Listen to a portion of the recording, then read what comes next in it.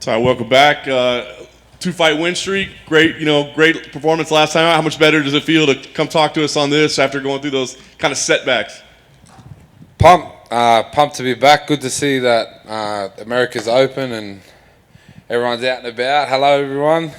Good to see everyone back. So, yeah, I'm ready to fight for the fans. Nice. I know I was talking about fighting for the fans. I mean, I know you don't get too caught up in the semantics of things, but I mean, this is a big card, right? Conor McGregor, Dustin Poirier, full T-Mobile Arena. I mean, does that excite you and bring things to a different level for you?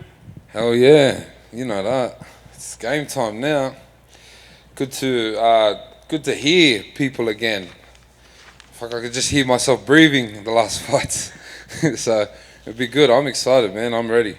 Probably won't have to struggle to find anybody to do a shoey with after, right? Nah, I better not be. Better not be.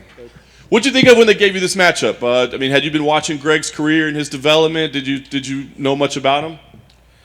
Nah, not really. Like I know he's in the heavyweight division and whatnot. I saw him fight Brendan Sassoli. Oh, not Brendan Sassoli, Sassoli. And that was pretty much all I really knew. And I heard that he fought and he played in the NFL and that. So great achievement. Like, what an athlete, you know what I mean? To be able to represent yourself in the NFL and the UFC, it's a great achievement. But now he's talking about breaking my face and whatnot. But we'll see about that. Have you watched much tape or tried to break down his game at all? I mean, obviously you said he's a big, strong guy that played in the NFL. He's going to be a great athlete. But do you watch technique or anything? Not really. He's big and strong. I'm fat and strong. It's all good. Fair enough. And camp this time, did you do camp in Dubai again, or was it Australia? Nah, I went back home. Obviously, my son's back home and all this lockdown and stuff, so I haven't really... I was in Dubai, and then this time I went back home. So I've done this camp at home. As good as it can be, you know what I mean? I had to fly Junior Tuffer down, one of Justin Tuffer's little brother. So we've been training stand up with each other. Last couple of weeks, been down in the car park. So it's kind of really just taking it back to the streets, you know what I mean? And it makes me feel good. I feel good. I'm fit. I've been prepping. I've been training down at Rob's gym twice a week, doing some wrestling with Jaden. Man, I've just crossed my T's and dotted my I's and ready to bang on with this fella. So from the luxuries of Dubai to a car park, that's any different? I don't forget where I'm from, bro. I'm all right. I'm sweet with that. Nice. Lastly for you, I mean, you said it, two big, strong guys, both of you heavy-handed knockout artists. I mean, is that kind of, we know what to expect here? This is two guys that are going to... It's what we fight, isn't it? It's why we fight. It's why I fight. I fight for this shit. And, yeah, let's do it. I ain't backing out.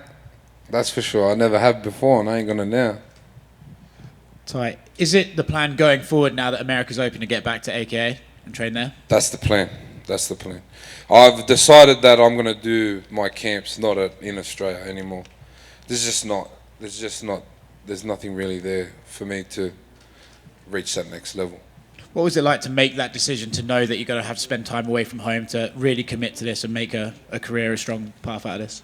It's nothing, like, I committed to it before this COVID, so this has just been all just bullshit in between, you know what I mean? So hopefully, the only thing that's really stopping me is this quarantine back home. I can't, I can't send my son over here or send him back and put my son in a room for 2 weeks. I just think that's, fuck, I might as well send him to jail. Is it true that Daniel Cormier tried to organise a fight between you and Justin Willis when you joined the gym?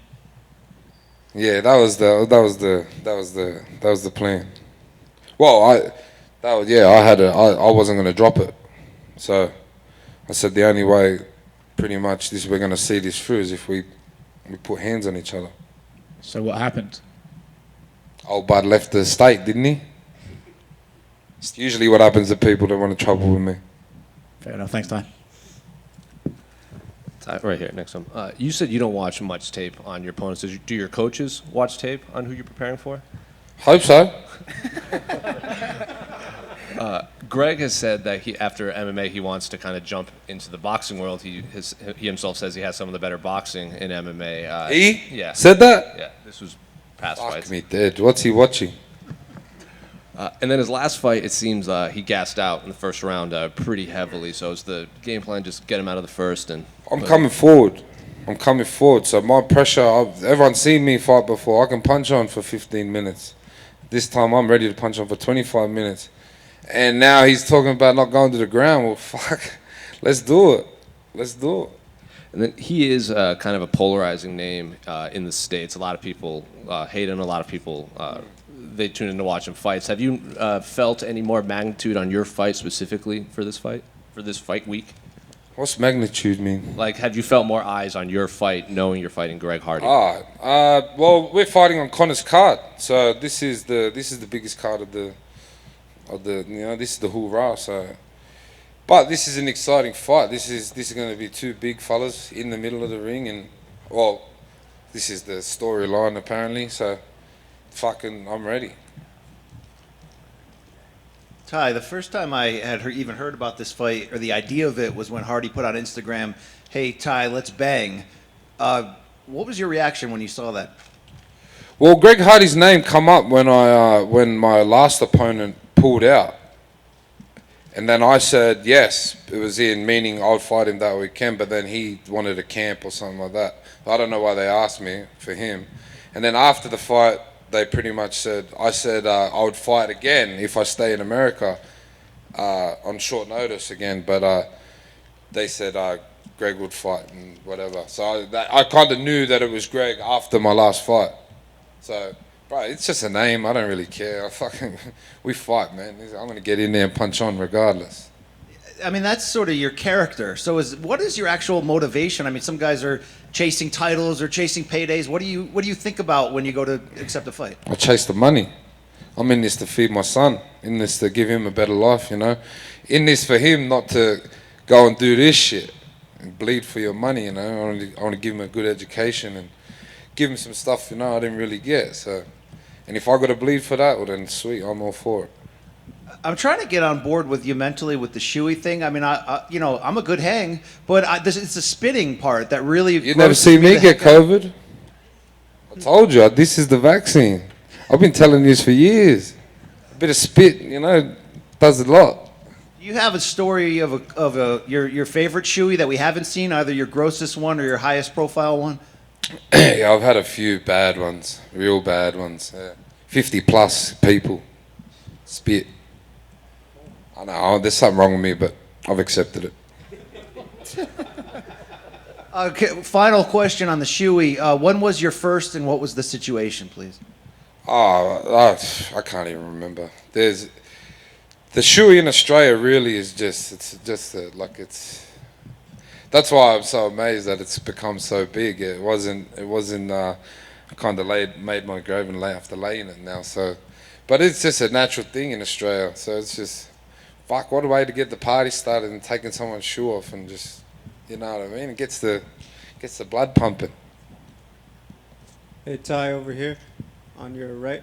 Yo. Tai, your last few fights, you've really traveled quite a lot for a lot of them. When you have that kind of travel and you want to just, you obviously got to lock in. Do you have a particular routine for these long trips from the plane to the fight week? Nope. I'm tired of shit right now. I landed yesterday. No, not really. Just train, get my work in. Usually fight day, I'll just sleep and just wake up and get the party started. I know there hasn't been a lot of it in the last year, but are you somebody who likes to kind of sightsee a little bit when you travel for fights, or do you keep it in the hotel? It's depending if I can see or not. Thank you. Tai, over here on your left. In a surprising move, the UFC announced that Cyril Gane will face Derek Lewis for the interim heavyweight title. I just want to get your thoughts on that. Big fight. Cyril Gane's probably, he's the next, he looks like the next best thing. But man, Derek's a bluer, and I wouldn't rule Derek out for sure. And we've talked a lot about how you're well known for celebrating your victories with a shoey. What's your favorite beer to use for one? Drink West. Fair enough. And a victory for you on Saturday night would result in a 3-fight win streak. Is it safe to say that you'd be looking for a ranked opponent next, assuming you win on Saturday? Yeah, that's the plan. I wanna put Greg away in good style, and then I wanna start aiming at that top 15 again and start having a run back up there. I'm not in a rush.